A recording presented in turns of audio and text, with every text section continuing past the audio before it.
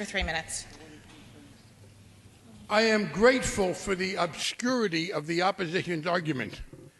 I first filed a bill 35 years ago to say that you couldn't fire someone because he was gay or she was a lesbian. And at the time, people were very straightforward about their opposition. Times have changed. It is no longer fashionable to say that you ought to be able to discriminate against someone based on his or her sexual orientation. So we now get other arguments. Let me say this. I have heard a number of people raise this argument that the real problem is that it says perceived.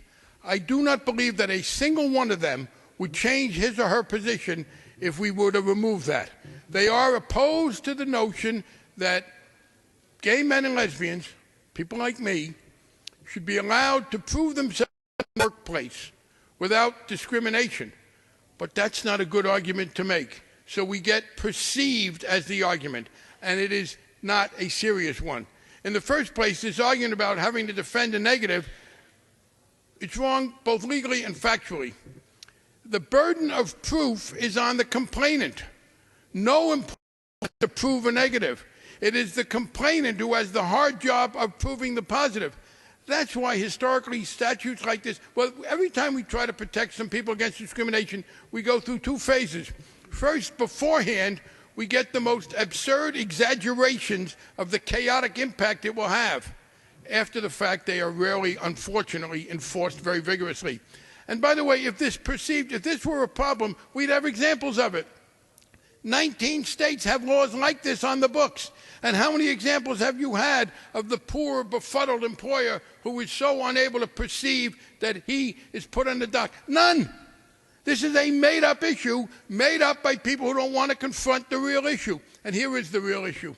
There are millions of our fellow citizens, Madam Speaker, gay or lesbian, who live in fear that they could be fired because they live in states where there is no such protection. And we have had real examples of that. And what we say today is, no, you can't be fired because of that. Why is perceived in there? Because otherwise you're opening a big loophole. By the way, this notion of perceived, it is so unusual that it's in the American Disabilities Act and has been interpreted by several judges, Justice Alito, Judge McCasey, and Posner, three radicals who have enforced this. So let's not hide behind this semantic. That is not the genuine motivation for opposition to this bill on the part of anyone in this House. What they are saying is we don't want to protect working men and women from this. Madam Speaker, I was accused in the last campaign by a former member of this body of pursuing a radical homosexual agenda.